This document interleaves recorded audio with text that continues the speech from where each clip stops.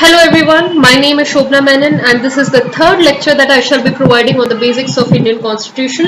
I have briefly touched upon the functions of the organs of state. In my previous lecture, we had talked about the Indian legislature comprising of the parliament at the union level and the state legislature at the state level. The parliament comprises of the President of India, the Lok Sabha and the Rajya Sabha, and similarly the state legislatures comprise of the governor, the Vidhan Parishad, which is the upper house, and Vidhan Sabha, which is the lower house. Please bear in mind that out of 29 states in India, only 7 states have an upper house, that is the Vidhan Parishad. And then we had talked about the union executive comprising of the president, the vice president, and the prime minister and his council of ministers. And then we had talked about the Indian judiciary comprising of the Supreme Court at the apex level, and followed by 24 high courts, followed by district courts, followed by subordinate courts. Okay, so this was a brief recap of what I had talked to you about in the previous lecture. Now in this lecture, my aim is to provide a basic understanding of how to read a constitution. Now, before I proceed, please note that the Indian Constitution is the lengthiest written constitution in the world. Okay, so the lengthiest written constitution in the world is that of India's. Okay, so please remember that point. Now, the constitution is divided into parts, articles, and schedules. Okay, so the Indian constitution is divided into parts, articles, and schedules. Okay, as on 26th of January 1950, you have to remember this date because as on this date, the constitution was enforced. The constitution came into life, the constitution came into being on 26th of January 1950, which you celebrate as Republic Day, right? Okay, so the constitution was enforced on this date, and as on this date, we had 22 parts, 395 articles, and 8 schedules. I'll repeat this. As on 26th of January 1950, we had 22 parts, 395 articles, and 8 schedules. Okay. Now, of course, the imminent question that you may pose is, what do you mean by parts, articles, and schedules? Okay. Obviously, if you have ever touched your textbooks or any other book for that matter, all these books have been divided into various chapters, right? Similarly, the constitution functions on the same principle of a book. They are divided into 22 parts. So you can almost imagine that each of these parts behave as a chapter. Okay, so you can almost think of each of these parts to be chapters. So 22 chapters followed by articles. Now what are articles? Articles are basically the content under these chapters. Okay, so articles, 395 articles form the content of all these chapters. Okay, so part is the heading, the article is the content under the heading, and what is a schedule? Schedule is basically any data, any list, any information that is an extension of these articles. Okay, so there is some data or list or anything in a tabular form or any information that may not be included in the article.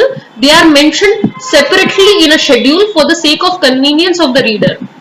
Okay, let's talk about an example. Let's take the first part. Okay, the first part is dealing with the union and its territory.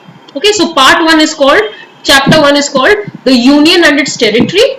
Okay, and 4 articles, articles 1, 2, 3 and 4. The first 4 articles of the constitution are coming under part 1. Part 1, which is the union and its territory, and it's talking about the states, alteration of the boundaries, etc., etc. Okay, now the first schedule of the constitution is enlisting the names of the states and union territories. Okay, so it is enumerating all the names of the states and union territories in schedule 1. So schedule 1 is associated with part 1 and articles 1 to 4. Understood? Let's take another example. Let's talk about part 5 and 6. My purpose of selecting this is because schedules are not exclusive to parts. Okay, 2 parts or more than one article can have exclusive schedules. For example, part 5 and 6 share a schedule. Part 5 talks about the union government. Part 6 talks about the state government. Part 5, which is the union government, covers articles 52 to 151, and part 6, which is the state government, covers articles 152 to 237. Okay, so these are the parts, the name of the chapters and the articles that are covered under their respective chapters. But these two parts, these two chapters have a common schedule. It is the third schedule of the Constitution, which is basically enlisting all the oaths and affirmations. Okay, so the oaths of the union ministers, the state ministers, the members of parliament, the members of legislative assembly, the members of the high court judges, the supreme court judges, the oaths of all these people is enumerated in the third schedule of the Constitution.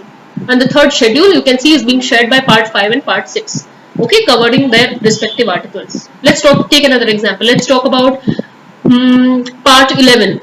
Okay, part 11 of the Constitution is covering the center-state relations, covering articles 245 to 263, I believe. Okay, so 245 to 263 are the articles covered under part 11, chapter 11 of the Constitution, titled center-state relations.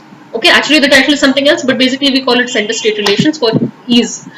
Now, the schedule associated with part 11 and these articles is schedule 7.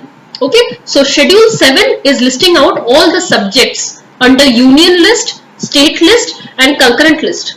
So the subjects that are being covered under union list are under the exclusive jurisdiction of the center.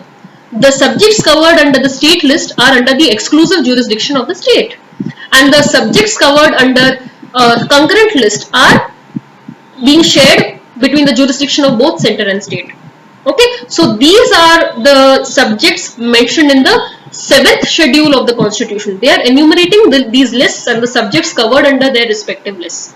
Okay, and this is the exclusive schedule belonging to part 11 of the Constitution, center-state relations, covering articles 245 to 263. Now let's take the last example. Let's talk about part 17. Part 17, chapter 17 is talking about the official languages. Okay, so the official languages covering all sorts of languages that have been given a status, the official status. Okay, so articles 343 to 351, I'd like to believe 343 to 351 are the articles covering the official languages, and a separate schedule has been made for part 17, an exclusive schedule called schedule 8 of the Constitution. Schedule 7 dealt with center-state relations, that is part 11. Part 17, which is official languages, has schedule 8.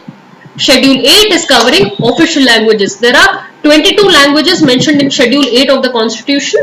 The last 4 that have been added recently are Maithili, Santhali, Bodo and Dogri. Okay, so please, you need to remember all these trivial facts because they might be important from the prelims perspective. Okay, so I hope you have a basic clarity on how to read a constitution. Okay, and if you have any doubts, you may always email me or reach to me on Facebook.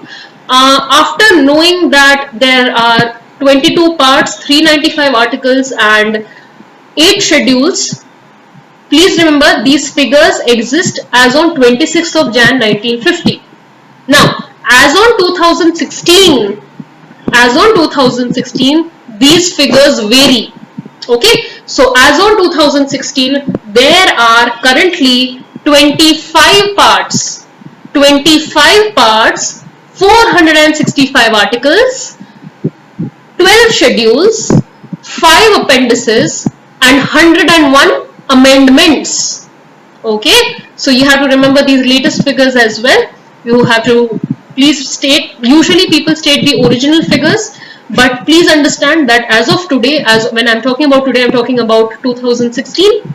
As on 2016, there are currently 25 parts, 465 articles, 12 schedules, 5 appendices and 101 amendments. Okay, I shall be describing on those later. Till then, see you in the next lecture. Thank you.